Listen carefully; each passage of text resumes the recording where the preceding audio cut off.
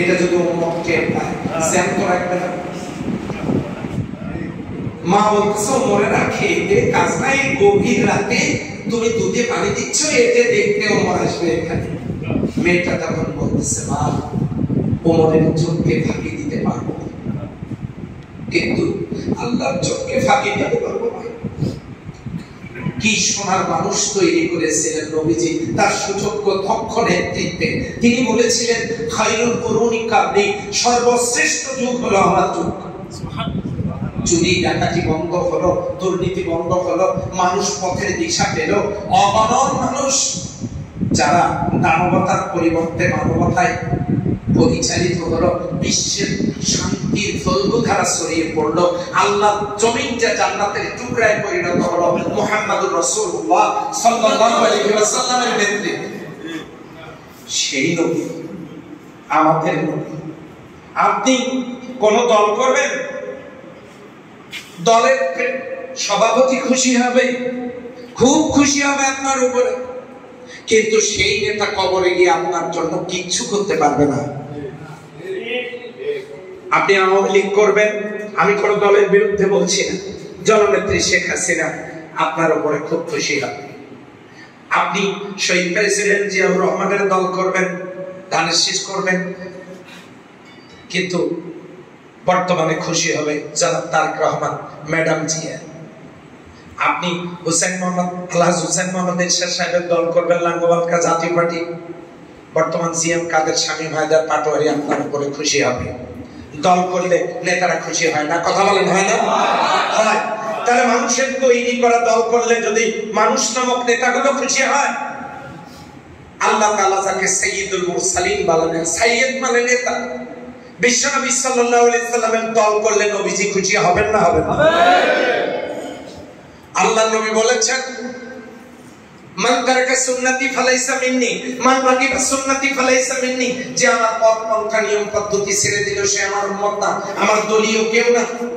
অথচ কবরের 3 নম্বরের প্রশ্নটা দেখেন, মান হাদা রাসূল ওয়া মান নাবিয়ুকা, তোমার নবীকে, এই যে লোকটাকে দেখতেছো লোকটা কে?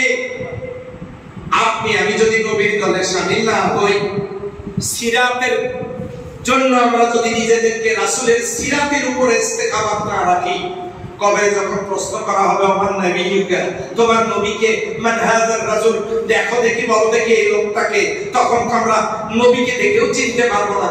আর যদি নবীর দল করে নবীকে দেখে চিনতে পারি, কবর থেকে নবীজি চোখে চোখে তাকায় একটা মুস্কি হাসি দেবেন এবং চিনে যাবেন, কিয়ামতের দিন আপনাকে আমাকে তিনি সুপারিশ করবেন।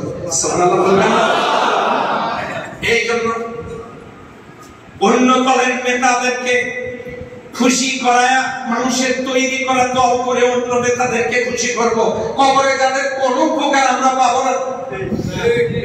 আর বিশ্ব নবীর আদর্শের আনুগত্য করার মধ্য দিয়ে নবীকে খুশি করে নবীর সুপারিশ নিয়ে কিয়ামতের দিন আল্লাহর জান্নাতের মেহমান হতে পারবো। সেই পথে যেতে বাবা আপনার আমার বিরোধী হতে পারে,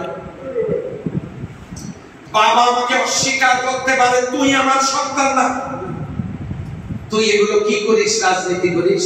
হ্যাঁ, এইরকম কথা ইব্রাহিম আলাইহিস সালামকে তার নিজের পিতা নমরুদ বলেছিল, তোর আমি করব না। নমরুদ যখন তাকে পোড়ায় আগুন আগায় দিয়ে সহযোগিতা করেছে তার পিতা, শুধুমাত্র চেয়ার ঠিক রাখার জন্য।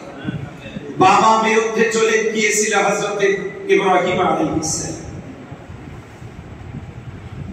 বিরুদ্ধে চলে গিয়েছিল মুসা আলাইহিস সালামের পিতা বিরুদ্ধে। তাহলে পিতা বিরোধী হতে পারে না পারে? ভাই বিরোধী হয়েছিল হযরত ইউসুফ আলাইহিস সালামের ভাইরা, ভাইকে উৎখাত করার জন্য কুপিয়ে ফেলাই দিয়ে বাগে খাওয়ার ষড়যন্ত্র করেছিল, ভাই বিরোধিতা করেছিল। হযরত ইউসুফ আলাইহিস সালামকে তার আদর্শের পথ থেকে সরাতে পারে নাই। আল্লাহর নবী হযরত নূহ আলাইহিস সালামকে তার সন্তান, নিজের পুত্র, নিজের পিতা নবীর বিরুদ্ধে বিরোধিতা করেছিল। নূহ আলাইহিস সালামের পুত্র কে? কেন?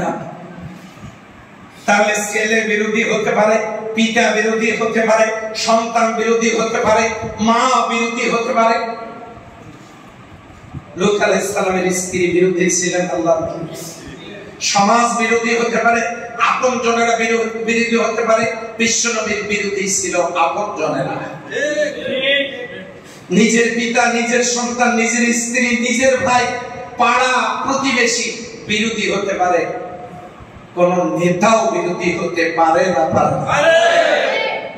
তাহলে আজ সিদ্ধান্ত নিতে হবে যে আল্লাহ আমাকে সৃষ্টি করেছেন, যাকে আমি নেতা হিসেবে পেয়েছি মুহাম্মদুর রাসূলুল্লাহ সাল্লাল্লাহু আলাইহি সাল্লাম, আমি তার পথে থাকবো। আমার বাবা যদি বিরোধী হয়, আমার মা যদি বিরোধী হয়, আমার স্ত্রী যদি বিরোধী হয়, কোন মহিলার স্বামী যদি বিরোধী হয়, সন্তান বিরোধী হয়, মেয়েরা বিরোধী হয়, ছেলেরা বিরোধী হয়, পাড়া প্রতিবেশী বিরোধী হয়, এমনকি আত্মীয় স্বজনরাও যদি বিরোধী হয়, সকল বিরোধীদের মত পথ মারিয়ে আমি আল্লাহর জান্নাতের পথে ঈমানের সাথে সকল ষড়যন্ত্র মোকাবেলা করে টিকে থাকবই, এই সিদ্ধান্ত আমার সামনে সিরাতের মাহফিলে আপনারা কি নিতে রাজি আছেন?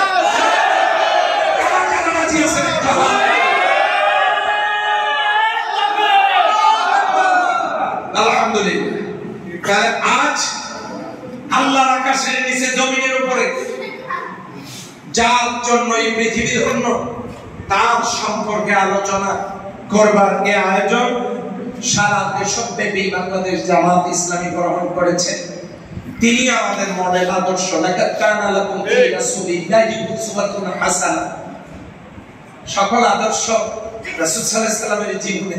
এই দুনিয়ার কোন নেতা মুখে হাত দিয়ে বলতে পারবে না আমি দুর্নীতি করি না, মিথ্যা কথা বলি না, চাঁদাবাজি করি না, রাষ্ট্রের সম্পদ আত্মসাৎ করি, এটা কোন নেতা বলতে পারবেন না। কিন্তু আমি এমন এক নেতার অনুসারী যিনি মুহাম্মাদুর রাসূলুল্লাহ সাল্লাল্লাহু আলাইহি ওয়াসাল্লাম, তিনি জীবনে একটা মিথ্যা কথা বলেন নাই, সাক্ষী দেন।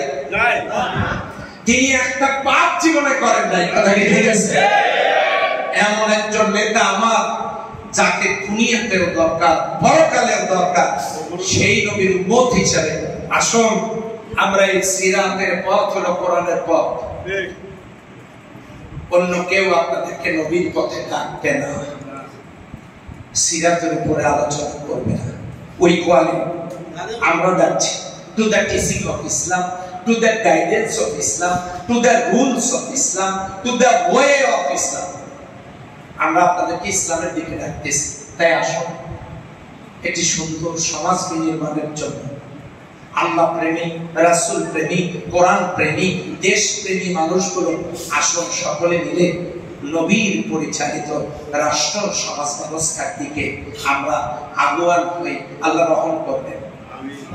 ইতিমধ্যে আপনার